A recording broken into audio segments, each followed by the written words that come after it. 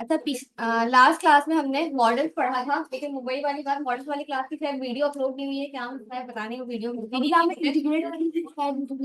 Integration वाली कर दी है ना उसी की जगह। चलो खैर, अब दोबारा से इसको कर लेते हैं। लास्ट क्लास में जो हमने पढ़ा था, जो टॉपिक था वो क्या था, हमारे पास मॉडल था, ठीक है। आप लोग के लिए वो थी भी नहीं थी, तो हो सकता है लास्ट क्लास में किसी को क्लियर नहीं हुआ हो, तो इंशाल्लाह आज वो क्लियर हो जाएगा। तो अगर मैं मॉडल्स की बात करूँ, तो मॉडल क्लासेस बेसिकली हमारे पास होती क्या है, मॉडल क्लासेस आपके पास आपके डेटाबेस में मौजूद टेबल को रिप्रेजेंट करती है, ठीक है।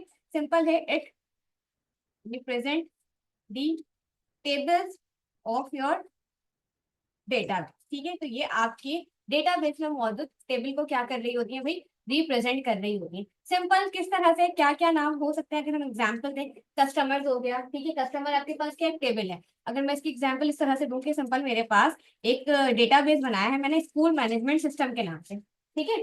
उसमें हमारे पास टेबल कौन कौन से हो सकते हैं, स्टूडेंट्स का टेबल हो सकता है, ऐसे ही टीचर्स का टेबल हो सकता है, यानी कि फैकल्टी का टेबल, और आपके पास अदर स्टाफ मेंबर्स का टेबल हो सकता है। तो ये आपके पास क्या है, स्टूडेंट की अगर मैं बात करूँ, आपके पास क्या एक मॉडल क्लास है, ये आपके पास क्या एक मॉडल क्लास है। इसी तरह से अगर हम कहें कि भाई हमारे पास एक ई कॉमर्स की क्या है भाई, वेबसाइट है, ठीक है। उस ई कॉमर्स की वेबसाइट में हमारे पास टेबल कौन कौन से हो सकते हैं। जाहिर है ई कॉमर्स की वेबसाइट है, कस्टमर्स आते होंगे, ठीक है। कोई ना कोई प्रोडक्ट है वो परचेज करते होंगे, प्रोडक्ट की कोई ना कोई कैटेगरी होगी, तो हम क्या कर सकते हैं, कैटेगरी का भी एक टेबल बना सकते हैं, ऐसे ही है। कैटेगरी के अलावा आपके पास क्या चीज है, कस्टमर है, प्रोडक्ट्स है। अब इन दी एंड कुछ ना कुछ ऑर्डर होगा, तो ये आपके पास जितने भी टेबल्स के नाम है, ये आपके पास बेसिकली है क्या, आपकी मॉडल क्लासेस, ठीक है।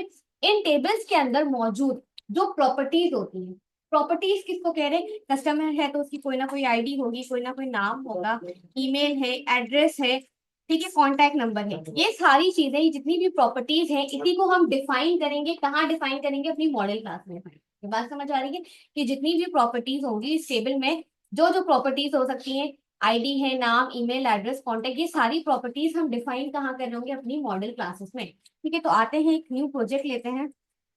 यहाँ से मैंने कहा सिंपल 19 पर आते हैं। अच्छा ठीक, यहाँ से आके क्रिएट अ न्यू प्रोजेक्ट पर क्लिक करते हैं, और simple ASP.NET core model view controller वाला ही प्रोजेक्ट आपने सेलेक्ट कर लेना है, जो कि रिसेंट में शो हो रहा है, ASP.NET core web application model view controller, ठीक है। न्यू पे क्लिक करना है। न्यू पे क्लिक करने के बाद यहाँ से आके नेक्स्ट पे क्लिक,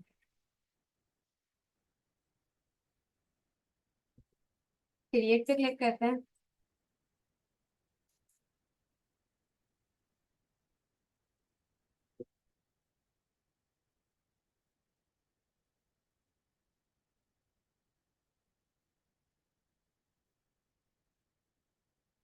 अच्छा जी, जैसे कि लास्ट क्लासेस में हम कंट्रोलर्स के बारे में डिस्कशन कर चुके हैं कि भाई कंट्रोलर्स आपके पास क्या है, जहाँ पे हम तमाम लॉजिक्स को लिख रहे होते हैं। कंट्रोलर्स में आपको मिलते क्या है, कुछ एक्शन मेथड्स बने बनाए मिल रहे होते हैं। अब इन्हीं एक्शन मेथड्स से रेलिवेंट जो व्यूज बनते हैं, वो हमें कहाँ मिल रहे होते हैं, व्यूज के फोल्डर में। लेकिन हमने मॉडल्स के बारे में कोई डिस्कशन नहीं की थी, ठीक है।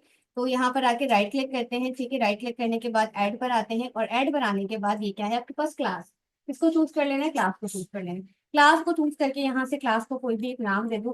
जैसे मैंने कहा कि भाई मैंने क्लास को नाम क्या दे दिया, एम्प्लॉय.सी, ठीक है। अब मेरे पास एम्प्लॉय की जो एक क्लास है, उस क्लास के अंदर कुछ प्रॉपर्टीज होंगी। कौन कौन सी प्रॉपर्टीज होंगी, जैसे C# में हमने पढ़ा था कि भाई एक क्लास होती है, तो क्लास के अंदर दो चीजें होती हैं, कुछ प्रॉपर्टीज और मेथड्स। तो यहाँ पर आकर क्लास के अंदर जो प्रॉपर्टीज होंगी, पहले मैं इसको बढ़ा लेती हूँ। यहाँ पर आके मैंने कहा प्रॉपर्टीज बनाने का सिंपल तरीका जो मैंने आपको बताया, या तो आप पूरा खुद से लिख लो कि भाई पब्लिक, ठीक है। पब्लिक के बाद आपने डेटा टाइप बताना है, ठीक है। एक्सेस मॉडिफायर लगाया, मैंने कहा इंटीजर। डेटा टाइप है, किसकी डेटा टाइप है, आईडी की, ठीक है। आईडी अभी जस्ट मैंने डिक्लेयर किया है, ठीक है, इसको वैल्यू असाइन नहीं किया है, ठीक है। तो यहाँ पर आगे जाके ये क्या होगा, आपके पास सेट होगा, देन हम इसको क्या करेंगे, गेट करेंगे। आपने इस तरह से क्या बनानी है, प्रॉपर्टी बनानी है। लेकिन फिर मैंने एक शॉर्टकट तरीका भी बताया था कि सिंपल क्या करो, PROP टैप टैप प्रेस करो, तो वो प्रॉपर्टी आपको खुद से बनाकर दे देगा, ठीक है। यहाँ पर आपने अपनी प्रॉपर्टी का नाम लिखना है, मैंने कहा भाई आईडी के लिए काम हो गया। एंड देन उसके बाद क्या चीज, एम्प्लॉय की गेट करनी है हमें, नाम, ठीक है। नाम की डेटा टाइप आपके पास क्या होनी चाहिए, नाम की डेटा टाइप हमारे पास क्या होनी चाहिए, स्ट्रिंग, ठीक है। इसी तरह से इसी को करते हैं कॉपी, ईमेल एड्रेस, कॉन्टैक्ट, जो जो आपके पास फील्ड आएंगे, ठीक है। मैंने कहा यहाँ पे मेरे पास क्या है भाई, ईमेल है, ईमेल के बाद पासवर्ड ले लेते हैं, ठीक है। कोई भी रैंडम फील्ड आप ले सकते हो, पासवर्ड के बाद क्या ले लेते हैं, सी पासवर्ड, ठीक है। ये हमारे पास कुछ रैंडम फील्ड्स आ गए। ईमेल की डेटा टाइप भी स्ट्रिंग की होनी चाहिए, पासवर्ड की डेटा टाइप भी स्ट्रिंग होनी चाहिए, सी पासवर्ड की डेटा टाइप भी स्ट्रिंग। ये आपके पास क्या बन गई, एक मॉडल क्लास बन गई। क्या एक फोल्डर में हम एक ही मॉडल क्लास बना सकते हैं? नहीं, यहाँ पर आप मल्टीपल मॉडल क्लासेस बना सकते हो। एम्प्लॉय है, कस्टमर्स है, ऑर्डर्स है, जितनी मॉडल क्लासेस आप बनाना चाहो यहाँ पे बना सकते हो, ठीक है। एक मॉडल क्लास बाय डिफॉल्ट आपको बनी बनाई मिल रही होती है, उससे आपका कोई काम नहीं, ठीक है। अच्छा, अब ये मॉडल क्लासेस तो बन गई, लेकिन यहाँ पर सिर्फ और सिर्फ हमने क्या किया भाई, प्रॉपर्टीज को डिक्लेयर किया, यानी कि इसको कोई वैल्यू असाइन नहीं किए, सिर्फ और सिर्फ यहाँ पे क्या काम हुआ, डिक्लेरेशन हुआ। अब अगर मैं बात करूं रियल लाइफ में, जो ई कॉमर्स की वेबसाइट होती है, वहां पे होता क्या है कि जब भी हमें कोई कुछ परचेज करना है तो कुछ डिटेल्स हमें फिल करनी होती है। अपना नाम डाल रहे हो आप, ठीक है, एड्रेस डाल दो, कॉन्टेक्ट नंबर डाल दो। तो एक तो तरीका है कि भाई आप खुद से स्टैटिक डेटा इसमें डलवा लो कि आईडी इक्वल टू क्या होना है, नाम इक्वल टू अपनी मर्जी से। दूसरा तरीका क्या होना चाहिए कि भाई मुझे इस मॉडल क्लास को बाइंड करवाना है किसी फॉर्म के साथ। फॉर्म के साथ किस तरह से कि यूजर फॉर्म फिल करे, वो फॉर्म में जो आईडी डाले वो यहाँ आकर स्टोर हो जाए, वो फॉर्म में जो नेम डाले वो यहाँ आके स्टोर हो जाए, इसी तरह से फॉर्म में जो ईमेल डाले आपके पास वो यहाँ आके स्टोर हो जाए। तो उसके लिए एक फॉर्म बनाना पड़ेगा। तो हम क्या करेंगे, टैग हेल्पर की हेल्प से, जिस तरह से लास्ट क्लास में हमने फॉर्म बनाया था, यहाँ फॉर्म बना रहे होंगे। अच्छा, फॉर्म बनाने के लिए सिंपल तरीका है, आपको पता है जो भी व्यू आप बनाते हो वो क्या होता है कि सिंपल आपने कोई एक्शन मेथड बनाया होता है, राइट क्लिक करते हो, देन ऐड व्यू करते हो, ऐसे ही। तो मेरे पास ऑलरेडी मुझे दो एक्शन मेथड बने बनाए मिल रहे हैं, एक इंडेक्स वाला, दूसरा प्राइवेसी वाला, ठीक है। राइट क्लिक करूं मैं, गो टू व्यू पर आऊं, तो मुझे इसका कुछ कोड भी दिख रहा होगा, ये कोड दिख रहा है। जब हम पहली दफा अपनी एप्लीकेशन को चलाते हैं तो हमें यही कोड मिल रहा होता है, वेलकम, लर्न अबाउट, और जो भी ये लाइन लिखी है। तो ये हमारे किसी काम की नहीं है, हम इसी को हटा के इसी की रिप्लेसमेंट में अपना क्या बना रहे होंगे, फॉर्म बना रहे हैं, ठीक है। पहले इसको चला कर देखते हैं कि आपको क्या आउटपुट मिल रहा है।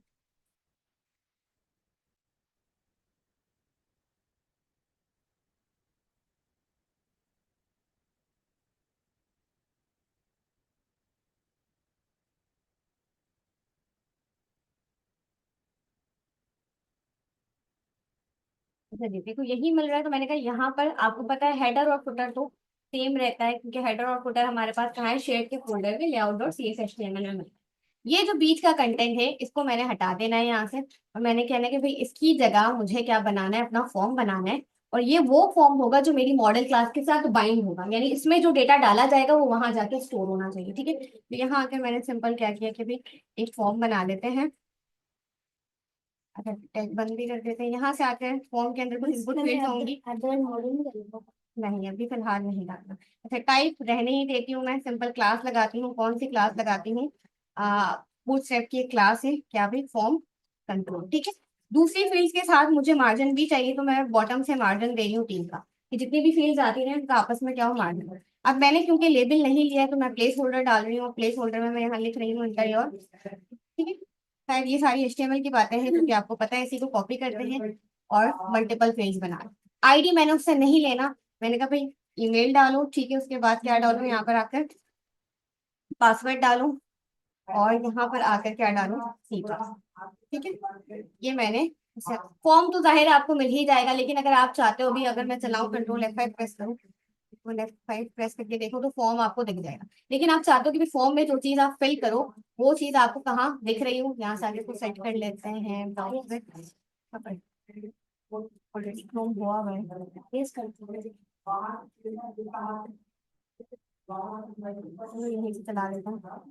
फिलहाल कुछ नहीं मिल रहा होगा, जस्ट एक फॉर्म मिल रहा होगा, बटन भी ऐड नहीं करवाया है तो बटन भी नहीं दिख रहा होगा। बटन भी ऐड करवाएंगे कि बटन के क्लिक पे क्या हो रहा हो, ये आपको चारों चीज मिल रही है, ID name email address contact, ठीक है। तो ये वाली बात तो सबको पता है।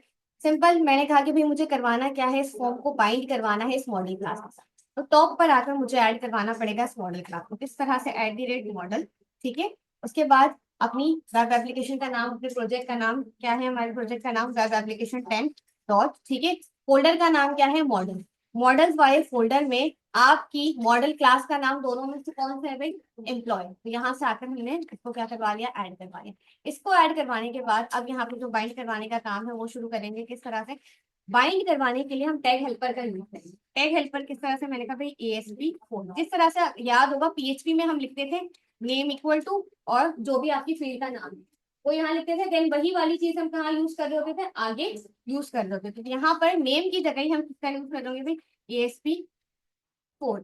ठीक है, ASP4 में मुझे जो फील्ड का नाम लिखना है वो बिल्कुल ठीक लिखना है, नेम। ये देखो मुझे सजेशन में देना है। अगर मैं स्पेलिंग मिसमैच कर दूं कि मैं कहूँ कि भाई नेम की जगह एम्प्लॉय नेम है और EMP नेम है, Ctrl+Shift+B करूँ, तो वो मुझे एरर देगा कि EMP नेम तो इस मॉडल क्लास में एग्जिस्ट ही नहीं करता। तो ये EMP नेम कहाँ से आया, ठीक है, तो यहाँ से आकर हमें वही सेम नाम लिखना है जो नाम हमने कहाँ दिया है भाई, यहाँ पर डिफाइन किया है, नेम, ईमेल, सी पासवर्ड और पासवर्ड। स्पेलिंग मिसमैच नहीं होनी चाहिए, वरना वो फिर बाइंड नहीं होगा। ठीक है, इसी तरह से मैंने कहा भाई ESP4 अगेंस्ट, एंड देन किसके लिए लिखना है भाई, ईमेल के लिए, ईमेल। ठीक है, फिर से मैंने कहा भाई ASP4 और यहाँ पर हमारे पास क्या है, पासवर्ड। लास्ट वाली फील्ड हमारे पास क्या है भाई, ASP4 और क्या है भाई, सी पास। ठीक है, तो अब हमने किया क्या भाई, इसमें आकर हमने सिंपल अपनी मॉडल क्लास को बाइंड करवा लिया, किसके साथ बाइंड करवा लिया, अपने व्यू के साथ। ऐसा व्यू जो किसी मॉडल क्लास के साथ बाइंड हो उसको हम कहते हैं स्ट्रॉन्गली टाइप व्यू। ठीक है, ऐसा व्यू जो किसी मॉडल क्लास के साथ बाइंड हो उसको हम क्या कहते हैं, स्ट्रॉन्गली टाइप। ठीक है, तो ये आपके पास किसके साथ बाइंड हो चुका है, आपके मॉडल क्लास के साथ बाइंड हो गया, सिंपल। अब फॉर्म पर मुझे कुछ वैलिडेशंस भी लगानी है, तो वैलिडेशंस काम कब करेंगी, जब मैं बटन पे क्लिक करूंगी और मैंने इन फील्ड्स को फिल नहीं किया, खाली छोड़ दिया। जैसे कुछ वैलिडेशन आप HTML में देखते हो भाई, फील्ड रिक्वायर्ड है तो आपने रिक्वायर्ड लगा दिया, ऐसे ही है। तो यहाँ पर आकर मैंने कहा सिंपल इनपुट, और यहाँ पर आकर एक बटन लेना है, तो उसकी टाइप हमने क्या दे दी भाई, सबमिट। ठीक है, बटन की कुछ क्लासेस भी होती हैं, उन क्लासेस का यूज कर लेते हैं। यहाँ पर आके मैंने कहा BTN डार्ट, और बटन का साइज मुझे सेम एज मेरी फील्ड के साइज की चाहिए, तो मैंने क्या लगाना है, BTN ब्लॉक तक। सेट है, ये आपके पास फॉर्म बन गया। फॉर्म में भी कोई वैलिडेशन कुछ इंप्लीमेंट नहीं किया, बस सिंपल होगा कि आप यहाँ पर जो नाम डालोगे वो जहाँ कहाँ जाकर स्टोर हो जाएगा, यहाँ जाकर स्टोर हो जाएगा। इसी तरह से यहाँ जो ईमेल आप लिखोगे वो जाकर कहाँ स्टोर हो जाएगा, यहाँ जाके स्टोर। ऐसा हो रहा है कि नहीं हो रहा उसको भी चेक कर लेते हैं। अभी कोई वैलिडेशन लगाए बगैर मैंने कहा भाई जैसे ही वो ये फॉर्म फिल कर ले, ठीक है, इस फॉर्म का सारा डेटा मुझे इसी फॉर्म के नीचे चाहिए, यानी कि यहाँ पर चाहिए। ठीक है, इसी के नीचे चाहिए, ताकि मुझे पता चल सके यहाँ नाम, ईमेल एड्रेस और पासवर्ड जो टाइप किया गया है वो यहाँ असाइन हुआ कि नहीं हुआ। किस तरह से, मैंने कहा भाई जैसे ही मेरा फॉर्म सबमिट हो जाए तो मुझे बताना है जाना कहाँ है। जैसे हम बताते थे ना, फॉर्म सबमिट होने के बाद किस सेक्शन मेथड पे जाना है, मैंने कहा जैसे ही सबमिट हो जाए आप होम कंट्रोलर पर जाओ, और होम कंट्रोलर पर मैं एक एक्शन मेथड बनाने लगी हूँ, किस नाम से, इंडेक्स के ही नाम से। ठीक है, होम कंट्रोलर पे जाना है, किस नाम से एक्शन मेथड हो, इंडेक्स के नाम से। इंडेक्स के नाम से ऑलरेडी एक पड़ा होगा, इंडेक्स के नाम से एक और बना लेंगे। ठीक है, फॉर्म सबमिट होने के बाद इंडेक्स के एक्शन मेथड पर जाएगा, तो इंडेक्स के एक्शन मेथड पर हमें आके क्या करना है, काम करना है। कॉपी किया मैंने और यहाँ लाके इसको पेस्ट कर। अच्छा, जब भी आपके पास फॉर्म सबमिट हो रहा है, आप डेटा सर्वर से रीड कर रहे हो, अपडेट करवा रहे हो, डिलीट करवा रहे हो, तो कुछ HTTP रिक्वेस्ट आपके पास चल रही होती है। अगर आप डेटा को रीड कर रहे हो तो वहां गेट का यूज कर रहे हो, डेटा को कहीं रखवा रहे हो, कहीं पोस्ट करवा रहे हो, फॉर्म में फिल करवा रहे हो, तो वहां पर हम किसका यूज करते हैं भाई, HTTP पोस्ट का यूज करते हैं। तो यहाँ पर मैंने क्या लगा दिया, HTTP। अब यहाँ पर वो क्या कहेगा, चलिए मैंने गलत जगह लगा दिया है, मुझे कहाँ लगाना है, इंडेक्स के ऊपर लगा।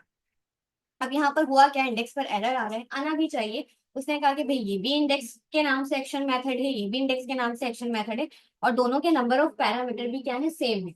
तो मैंने क्या कहा कि जैसे ही मेरा फॉर्म सबमिट हो, ये वाला इंडेक्स वाला एक्शन मेथड चले। ठीक है, तो यहाँ पर आगे मुझे बताना भी तो पड़ेगा कि भाई इस वाले एक्शन मेथड ने आपके पास किसका डेटा एक्सेप्ट करना है, एम्प्लॉय वाली क्लास का डेटा एक्सेप्ट करना है।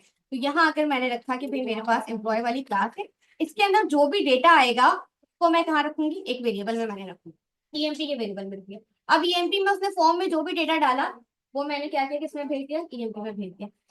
EMP का डेटा अगर मुझे इस व्यू में भेजना है, कौन से व्यू में भेजना है, इंडेक्स वाले व्यू में भेजना है, तो मुझे यहाँ अपने व्यू में आके बोलना पड़ेगा कि भाई किसको एक्सेप्ट करो, वो फॉर्म में जितना भी डेटा डाल रहा है उसको एक्सेप्ट करो। अच्छा, अब यहाँ पर वैलिडेशन आपके पास तभी वर्क करेगी अगर वैलिडेशन लगा रहे हो। खैर अभी वैलिडेशन करने नहीं जा रही। यहाँ पर आकर आपने किस पे भेजा है, EMP पे डेटा भेज दिया। डेटा को एक्सेस करने के लिए सिंपल आप क्या करोगे कि भाई आपके पास ये डेटा किस में आ रहा है, EMP में आ रहा है, यहाँ पे कोई कंडीशन लगाते हैं। जैसे कि अगर मैं वैलिडेशन लगाती हूँ कि अगर मैं कोई फील्ड खाली छोड़ रही हूँ तो उसने मुझे एरर देना है, तो वैलिडेशन लगाने के लिए सबसे पहली चीज जो आपको करनी पड़ेगी वो आपके पास क्या है, क्या लगाना पड़ेगा, किसका यूज करना पड़ेगा, रिक्वायर्ड। ये वही रिक्वायर्ड है जो आप कहाँ यूज करते थे भाई, HTML में यूज करते थे। आ रही है बात समझ लो। यहाँ पर आकर आकर मैंने सिंपल क्या करना है, कंट्रोल डॉट करना है। कंट्रोल डॉट करते ही मुझे सजेशन दे रहा होगा कि भाई अगर रिक्वायर्ड का आपको यूज करना है तो component model dot data annotation को क्या करवा ले, ऐड करवा ले। इसी तरह से आईडी को रहने देते हैं क्योंकि हमने आईडी वाली फील्ड के लिए कोई इनपुट फील्ड नहीं बनाएंगे। नाम, ईमेल, ठीक है। और क्या चीज है आपके पास भाई, पासवर्ड एंड देन लास्ट में कंफर्म पासवर्ड। ये कुछ फील्ड है जो रिक्वायर्ड। अगर अभी ये रिक्वायर्ड है तो रिक्वायर्ड वर्क तभी करेगा जब यहाँ आकर आप अपनी कंडीशन लिखते हो कि भाई इफ, अगर आपके पास मॉडल स्टेट जो है वो वैलिड है। वैलिड कब होगी मॉडल स्टेट, जब आपके पास इन तमाम फील्ड्स को फिल किया जाए। आइए बात समझ, रिक्वायर्ड का क्या मतलब है कि ये जरूरी है। अगर वैलिड है तो मेरे पास क्या करो भाई, सिंपल रिटर्न करवाओ। क्या रिटर्न करवाओ, व्यू रिटर्न करवाओ, ठीक है। और इस व्यू के अंदर क्या भेज दो, EMP का डेटा दो। और साथ ही साथ मुझे एक मैसेज भी दे दो। क्या कर दो भाई, व्यू बैक डॉट मैसेज के अंदर एक मैसेज भी दे दो। और वो मैसेज क्या हो, कुछ भी हो सकता है। यहाँ से आके मैंने कहा भाई सिंपल यहाँ पर आके कोई भी मैसेज रख लेते हैं, डन का ही। अब देखो यहाँ पर हो क्या रहा है, जब वो फॉर्म को फिल करेगा, फॉर्म को फिल करने के बाद अगर उसने कोई भी एक फील्ड खाली नहीं छोड़ी, सबको प्रॉपर फिल किया।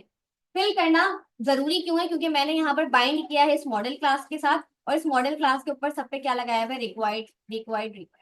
अगर उसने फिल किया, सारी चीजें ठीक है, प्रॉपर है, तो यहाँ कंडीशन यही बोल रही है कि भाई अगर मॉडल स्टेट को चेक करो, सारी चीजें प्रॉपर है, तब जाके ये मैसेज दो। मैसेज को अभी भेजना नहीं है, पता है ना यहाँ, और भेजने की जरूरत भी नहीं है। मुझे भेजना किसको है, मुझे भेजना कि भाई अगर मेरे पास ये वाला काम चल रहा है, इसका मतलब है सारी चीजें वैलिड है, तो मैं इस पे कंडीशन लगाऊंगी कि चेक करो किसको, व्यू बैक डॉट मैसेज को चेक। यहाँ आना है, स्क्रॉल डाउन करना है, C# का कोड लिख रही हूँ, तो मैंने कहा इफ, अगर मेरे पास view back dot message, view back की बात हो रही है तो स्टार्ट में आपको @ लगाना पड़ेगा, नॉट इक्वल टू नल है। अब जरा इस लाइन को समझना बिल्कुल गौर से कि नॉट इक्वल टू नल का क्या मतलब हुआ। यहाँ पर देखो मैंने कंडीशन क्या बोली, सारी स्टेट अगर वैलिड है तब तुमने डन का जो मैसेज है वो क्रिएट करना है। तो डन का मैसेज तो तभी क्रिएट होगा जब वो फॉर्म को प्रॉपर फिल कर रहा है। अगर उसने कुछ भी छोड़ दिया तो डन का मैसेज क्रिएट नहीं होगा। अब मैंने कहा यहाँ अगर डन का मैसेज क्रिएट होता है तब जाकर मुझे जो है वो सारी फील्ड्स दिखाओ। सारी फील्ड्स को देखने के लिए आप अपनी मर्जी का कोई भी टैग सेलेक्ट कर लो। तो मैंने कहा कि भाई H2 का टैग है, इसके अंदर मुझे मॉडल से ही एक्सेस करना पड़ेगा। मॉडल डॉट के अंदर उसने जो भी क्या डाला है भाई, नाम डाला है, वो प्रिंट। मॉडल का क्या मतलब है कि ये नाम की बात कहाँ से हो रही है, यहाँ पर जो भी नाम है, ठीक है, ये हमारी क्या है, मॉडल क्लास है। कहाँ बनाया है हमने, किस फोल्डर में बनाया, मॉडल्स के फोल्डर में। सेम इसी तरह हम किसके लिए बात करेंगे, इसको प्रिंट करवा लेते हैं, कॉपी करते हैं, ईमेल एड्रेस। यहाँ पे कहा मैंने, ये क्या है मेरे पास, ईमेल है, ये मेरे पास क्या है भाई, पासवर्ड है, और ये क्या है मेरे पास, C पासवर्ड है, ठीक है। आकर अच्छा, यहाँ पर अगर कोई बोले कि डन का मैसेज भी आना चाहिए, तो डन के मैसेज को कहीं प्रिंट नहीं करवाया है। मैंने सिर्फ बात इतनी की है कि अगर ये खाली नहीं है, यानी कि आपके पास ये इफ चल रहा है, तब जाके आपने क्या करवाना है, सिंपल मुझे वो सारा कुछ प्रिंट करवा के देना है। क्या प्रिंट करवा के देना है, जो यहाँ पर आके स्टोर हो रहा है, ठीक है। आकर एक बार इसको चलाते हैं और देखते हैं कि क्या, अच्छा ये इतने स्पीड में इस तरह इसलिए लेके चल रहे हैं क्योंकि लास्ट क्लास में ये हो चुका है, वीडियो नहीं चली थी, ठीक है। अच्छा जी, अब यहाँ पर आकर अगर मैं खाली रखती हूँ तो मैं कहीं आगे जाऊंगी नहीं या कुछ होगा ही नहीं, आगे जाने का बोला भी नहीं है। अच्छा यहाँ पर आकर मैंने कहा कि भाई सारी चीजें फिल कर लेते हैं, सारी चीजें फिल कर लेते हैं और सबमिट पे क्लिक करते हैं। जैसे ही सबमिट पे क्लिक करें तो सारी चीजें प्रिंट हो गई। लेकिन इन केस ये सारी चीजें जो है मेरे पास खाली हैं, कुछ भी मैंने फिल नहीं किया हुआ, तो वो मुझे कोई एरर मैसेज ही नहीं दिखा। एरर मैसेज तो दिखाना चाहिए कि भाई ये फील्ड आपके पास जरूरी है, लिखो। वो ना ही कुछ दिखा रहा है, तो उसके लिए मैंने कहा था कि सिंपल आपके पास एरर मैसेजेस आपको देखना कहाँ है, फॉर्म वाले ही पेज पर देखना है। फॉर्म वाले ही पेज पर आकर आपको काम क्या करना पड़ेगा कि भाई कोई भी एक टैग ले लो, डिफ का टैग ले लो, स्पेन का टैग ले लो, आपकी अपनी चॉइस है, ठीक है। तो मैंने कहा भाई फॉर्म पर आते हैं, ऊपर करते हैं इसको थोड़ा सा, और यहाँ पर आकर स्पेन का ही टैग, स्पेन के टैग में मैंने कहा कि भाई जो मुझे एरर मैसेज दिखाना है, एरर मैसेज दिखाने के लिए जिस टैग हेल्पर का हम यूज करते हैं .NET में, वो SP वैलिडेशन कोड, वैलिडेशन के लिए। अब वो पूछेगा वैलिडेशन लगाना किस पर है, किस पर लगाना है, नाम पर लगाना है, ईमेल पे, पासवर्ड पे, कंफर्म पासवर्ड पर। तो हम किसके नीचे, नेम वाली फील्ड के नीचे, तो यहाँ पर हम क्या दे देंगे भाई, नेम पर लगा। ठीक है, अभी सिर्फ नेम पर लगाया है, और आकर अगर मैं चेक करूं कि मेरे पास एरर मैसेज आ रहा है कि नहीं आ रहा है, तो एरर मैसेज आ रहा होगा। आके सिंपल हमने कुछ नहीं करना, जस्ट बटन पर क्लिक करना है, तो आपके पास एरर मैसेज आपको दिख रहा है। एरर मैसेज का कलर रेड करना है। पता है बूटस्ट्रैप की क्लास आती है, कौन सी क्लास आती है भाई, हाँ, यहाँ पर आके मैंने कहा भाई टेक्स्ट माइनस डेंजर, यानी हाइपन डेंजर की क्लास है। इसी को कॉपी किया, ठीक है, कॉपी करके बाकी फील्ड्स के लिए भी कर लेंगे। ईमेल के लिए, ठीक है, यहाँ पर क्या हो जाना चाहिए अब, ईमेल। ठीक हो गया जी, इसी तरह से कॉपी किया, अब यहाँ पर क्या हो जाना चाहिए, पासवर्ड। ये सारी चीजें जो हैं ये कहाँ से आ रही है, ये आपकी मॉडल क्लास के अंदर आपने डिफाइन किया हुआ है, ठीक है। एंड देन लास्ट में हमारे पास क्या है भाई, सी पास। ये हमारे पास क्या है, सी पासवर्ड। अच्छा, मैंने कहा था कि यहाँ पर अगर मैं पासवर्ड टाइप कर रही हूँ तो वो मुझे दिख रहा है, पासवर्ड दिखना नहीं चाहिए, उसकी जगह बुलेट्स आने चाहिए, ऐसे ही। तो उसके लिए आपको तो पता ही है कि या तो फॉर्म में आप क्या लगा दो, टाइप इक्वल टू पासवर्ड। जो हम मॉडल क्लास से करते हैं, मॉडल क्लास से किस तरह से उसको सेट कर सकते हैं, मॉडल क्लास में आकर सिंपल आपने क्या कहना है भाई, डेटा टाइप, ठीक है। डेटा टाइप के अंदर आपने कहना है डेटा टाइप डॉट, क्या है डेटा टाइप इसकी, पासवर्ड। ठीक है, सेट हो गया, ये पासवर्ड वाली फील्ड है, इसी के ऊपर लगाना है। इसी तरह से कॉपी किया हमने, ठीक है। एंड देन अब किसके लिए काम कर लेंगे, सी पासवर्ड के लिए भी सेम यही काम करेंगे, ठीक है। आगे इसको चलाते हैं और चेक करते हैं कि सारी चीजें प्रॉपर वर्क कर रही हैं कि नहीं।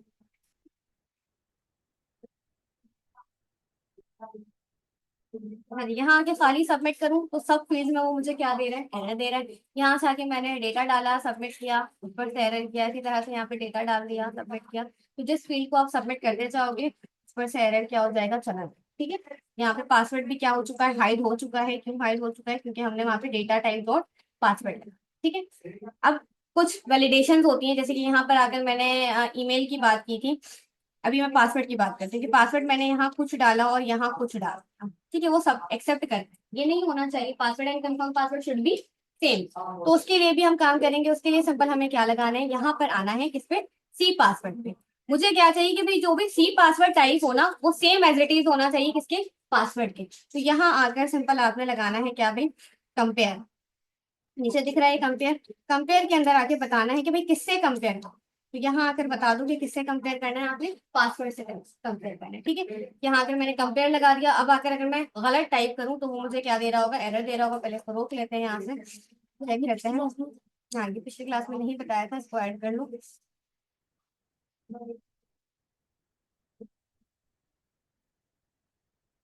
अभी यहाँ से आकर फील्ड जल्दी जल्दी डाल लेते हैं, क्योंकि वो वाली वैलिडेशन तो चेक हो ही चुकी है।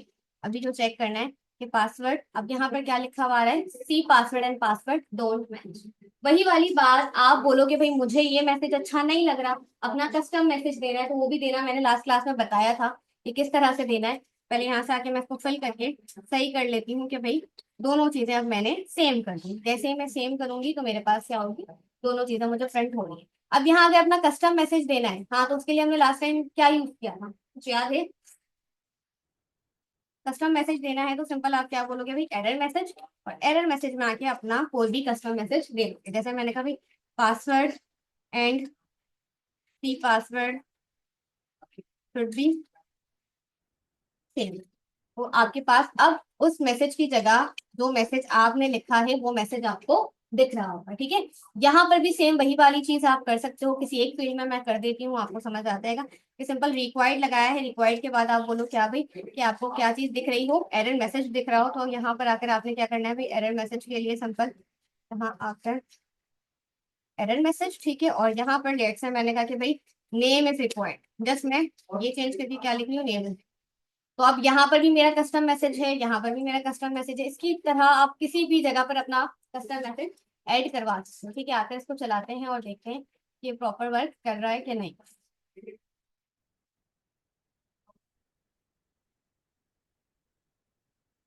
अब यहाँ पर फिलहाल मैंने अगर खाली छोड़ा तो सब जगह the email field is required, the password field is required लिखा है, लेकिन ऊपर जो कस्टम मैसेज दिया था वही आ रहा है। ठीक है, इसी तरह से फिल करते हैं और फिल करके पासवर्ड पर भी देखते हैं कि कस्टम मैसेज आया कि नहीं आया। तो यहाँ पर देखो password and confirm password should be same. ठीक है, अच्छा, अब आपके पास पासवर्ड शुड बी स्ट्रॉन्ग, ये वाली चीज भी बहुत जरूरी है। यहाँ पे अगर मैं 2 वर्ड्स का पासवर्ड डालूं वो एक्सेप्ट कर रहा है, था नहीं होना। ऐसे ही ईमेल का पैटर्न भी सही होना बहुत जरूरी है, ठीक है। तो उसके लिए सिंपल आपने क्या करना है भाई, क्रोम ब्राउजर पर आकर या कहीं पर भी जाकर सिंपल क्या लिखो भाई, रेगुलर एक्सप्रेशन से सब वाकिफ हैं, जावास्क्रिप्ट में रेगुलर एक्सप्रेशन पढ़कर आए होंगे। रेगुलर एक्सप्रेशन फॉर पासवर्ड जो नया बता रही। अच्छा जी, रेगुलर एक्सप्रेशन फॉर पासवर्ड यहाँ से आपको मिल रहा है, ठीक है। इसको सिंपल यहाँ से क्या कर लेना है, आपने कॉपी कर लेना है। कॉपी करके क्या आना है, यहाँ पर आना है और किस पर लगाना है, पासवर्ड पर लगाना है। पासवर्ड पर आकर बोलो कि क्या भाई, रेगुलर एक्सप्रेशन, ठीक है। रेगुलर एक्सप्रेशन जो भी है आपकी वो डबल कोट में डालो, ठीक है। अब रेगुलर एक्सप्रेशन यहाँ डल चुकी है। अच्छा, क्या चीज है, स्केप सीक्वेंस का मसला आ रहा है, मैंने बताया था जहां पर आपने एक स्केप सीक्वेंस लगाया है वहां मसला है, तो उसको क्या कर देना, डबल कर देना, वो सेट हो जाएगा, ठीक है। सेम रेगुलर एक्सप्रेशन मुझे किसके लिए चाहिए, पासवर्ड के लिए ले लिया है मैंने, इसी तरह से मैं किसके लिए ले लूंगी भाई, ईमेल के लिए, ठीक है। यहाँ से आके आपको रेगुलर एक्सप्रेशन ईमेल एड्रेस मिल रही है, ठीक है। इसको यहाँ से क्या कर लो भाई, कॉपी कर लो और कॉपी करके यहाँ पर आओ और जहां पर आपकी ईमेल वाली फील्ड है वहां पर आकर लगा, क्या है भाई। अच्छा, रेगुलर एक्सप्रेशन से जाने से पहले ना आपको एक और जो है डेटा एनोटेशन मिल रही होती है। अगर मैं यहाँ पर रेगुलर एक्सप्रेशन लगाने से पहले ये दिखाऊं, जस्ट मैंने यहाँ क्या लिखा है, ईमेल है, अभी कोई रेगुलर एक्सप्रेशन नहीं लगाई, तो अमूमन लोग इसको अवॉइड क्यों करते हैं, इससे मसला क्या होता है। अभी अगर मैं आके इसको चला कर दिखाऊं, पासवर्ड वाले पे तो लगा दिया, सबको पता है कंफर्म पासवर्ड पे लगाने की जरूरत नहीं, क्योंकि हमने एक और वैलिडेशन लगाई है कि दोनों का क्या होना जरूरी है, सेम होना जरूरी है। तो वो जो पासवर्ड डालेगा वही वो क्या डाल रहा होगा, कंफर्म पासवर्ड, ठीक है। नाम मैंने डाल दिया, ठीक है। ईमेल मैंने यहाँ पर जो है डाल दी। अब मैंने ईमेल पर भी अगर गौर करो तो एक डेटा एनोटेशन लगाई हुई है, ईमेल एड्रेस। मैंने ईमेल जस्ट इतनी ही फिल की। अगर मैं इतनी फिल करती हूँ, अभी मैंने ईमेल की जगह सिर्फ नाम लिखा है, ठीक है, तो क्या वो मुझे एरर देगा कि नहीं देगा, पहले तो ये देखते हैं, ठीक है। यहाँ पर आके अभी फिलहाल admin23 पासवर्ड ठीक डाल रही हूँ मैं। अभी ईमेल एड्रेस पे देखना है आपने, तो उसने मुझे यहाँ पे चलो एरर दे दिया, ठीक है। यहाँ पर आकर मैंने कहा ईमेल, ठीक है। यहाँ पर आके उसने इसको एक्सेप्ट कर लिया, हालांकि ये ईमेल आपके पास ठीक नहीं है, ऐसे ही है ना। तो यहाँ पर आकर ईमेल के लिए आपको कोशिश करनी है कि आप इस ईमेल एड्रेस की जगह किसका यूज करो भाई, रेगुलर एक्सप्रेशन का यूज करो। इसी तरह से हम पासवर्ड को भी चेक करा ही लेते हैं भाई, अगर पासवर्ड जो है हम क्या दे रहे हैं, स्ट्रॉन्ग नहीं दे रहे हैं, तो आपके पास जरा चेक करो कि पासवर्ड के लिए क्या एरर आ रहा है, इस तरह का एरर है। अब एक आईटी पर्सन है तो उसको पता है भाई ये रेगुलर एक्सप्रेशन आ रही है, लेकिन एक नॉन आईटी पर्सन है तो समझ ही नहीं आएगा कि भाई ये क्या उठा के दे दिया, क्या मैं ये टाइप करूं पासवर्ड की जगह। तो उसकी जगह आप अपना कस्टम मैसेज डाल दो, पासवर्ड शुड बी स्ट्रॉन्ग। ऐसे ही वो क्या दे रहा है, the field password must match the regular expression. तो किसी ने तो यही समझना है भाई, मेरा पासवर्ड इसके साथ मैच करना चाहिए, तो क्या मैं ये टाइप करूं, नहीं। यहाँ पर आकर उसको एक मैसेज भी दे दो, ताकि सामने वाले के लिए अंडरस्टैंड करना थोड़ा सा आसान हो जाए कि भाई यहाँ पर आपका पासवर्ड जो है ना वो स्ट्रॉन्ग नहीं है। तो मैसेज क्या आना चाहिए, पासवर्ड शुड बी स्ट्रॉन्ग, ठीक है। वो भी अपना मैसेज आपने दे दिया। और ईमेल एड्रेस के लिए भी मैंने क्या बताया, ये कोशिश क्या करनी है हमें, हम किसका यूज करें, रेगुलर एक्सप्रेशन का। और यहाँ आकर जो रेगुलर एक्सप्रेशन हमने कॉपी की थी, कॉपी कर लेते हैं दोबारा से, पेस्ट कर देते हैं और साथ में यहाँ पर भी एरर मैसेज डाल देते हैं। यहाँ पर जहाँ जहाँ आपके पास मसला आ रहा है चलो डबल स्केप सीक्वेंस लगा लेते हैं। यहाँ भी क्यों लग रहा है, ये मैंने आगे पीछे करके गलत पेस्ट कर दिया है ना, आगे पीछे मुझे भी लग रहा है कि मैंने कर दिया। फिर वहां से आपने देखिए जहाँ जहाँ सिंगल कोट है वहां वहां डबल बैकस्लैश लगा रहे हैं। अब यहाँ पे मसला आ रहा है, चेक कंप्लीट कर लेते हैं, पहले चेक करें कि ये ठीक है कि नहीं। Right. अच्छा, इसके बाद आगे सिंपल क्या देना है आपने, एरर मैसेज, और एरर मैसेज में लिख दें क्या नहीं किया, इनवैलिड ईमेल, वो नहीं लाना है, ना ही पासवर्ड में उसकी भी जरूरत नहीं है। जो कैप्स का सिंबल है वो भी नहीं लगाना, वो जावास्क्रिप्ट में हम लगाते थे और डॉलर लगाते थे, यहाँ लगाने की नीड नहीं है, ठीक है। अच्छा जी, यहाँ पर आके चलाते हैं और देखते हैं कि ईमेल हमारी प्रॉपर वैलिडेट हो रही है कि नहीं हो रही।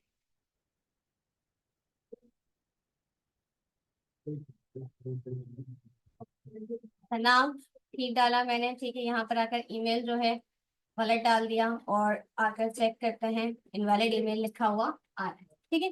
जैसे इसको हम सेट करेंगे कि भाई हमारे पास डॉट कॉम ऐड कर दिया है, इनवैलिड ईमेल जा चुका। पासवर्ड के लिए वही वाली बात, अगर मैं सिर्फ और सिर्फ लेटर्स लिखूं, नंबर्स ना लिखूं, तो वो कहेगा पासवर्ड शुड बी स्ट्रॉन्ग, ठीक है। यही चाहिए था हमें।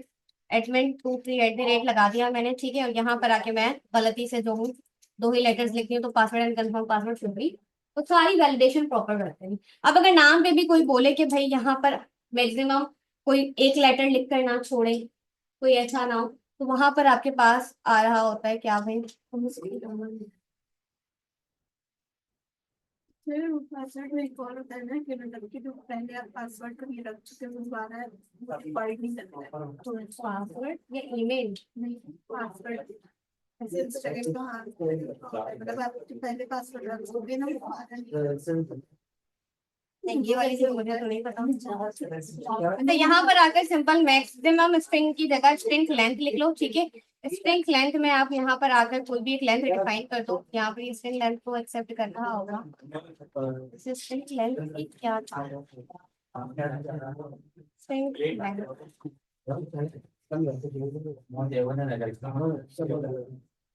स्ट्रिंग लेंथ मैंने कहा भाई कम से कम, यहाँ पर अगर देखो तो आपके पास मैक्सिमम पहले बताना है, फिर आपको मिनिमम बताना है, ठीक है।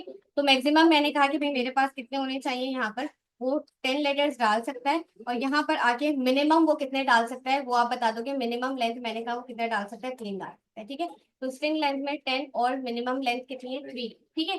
यानी कि ज्यादा से ज्यादा वो 10 लेटर का जो है वो नाम टाइप कर सकता है, और कम से कम वो कितने लेटर्स का नाम टाइप कर सकता है, 2 लेटर्स, तो 3 लेटर्स का। अगर 2 लेटर लिखे तब भी उसको क्या आना चाहिए, एरर आना चाहिए, ठीक है। तो आकर इसको भी चेक कर ही लेते हैं कि ये भी प्रॉपर वर्क कर रहा है कि नहीं, ठीक है। अगर हम 2 लेटर्स लिखें तो वो हमें क्या दे, एरर दे रहा हो। यहाँ से आकर मैंने कहा कि भाई मैं 2 लेटर्स लिख रही हूँ, सबमिट पे क्लिक कर रही हूँ, तो the field name must be string with a minimum length of 3 and maximum length of 10। वही वाली बात, इस पे भी आपको अगर क्या देना है, कस्टम एरर मैसेज देना है, कोई मसले वाली बात नहीं है। सिंपल यहाँ आकर क्या बोल दो भाई, एरर मैसेज, और यहाँ आकर कोई भी अपना एरर मैसेज डाल दो, ठीक है। ये सारा काम हम लास्ट क्लास में कर चुके थे, लेकिन कुछ वैलिडेशन जैसे रेगुलर एक्सप्रेशन नहीं पढ़ा था, ठीक है। इसके अलावा कंपेयर को नहीं देखा था, स्ट्रिंग लेंथ को नहीं देखा था, तो वो आज हो। अब अगर मुझे डेटाबेस के साथ कनेक्शन करना है, पहले ये वाला काम करना है या कनेक्शन वाला काम बताना मुझे आना है। कोशिश करना कि जल्दी हो जाए, क्योंकि ये हम जो है इसमें ऐड बिल्कुल ऐसे ही।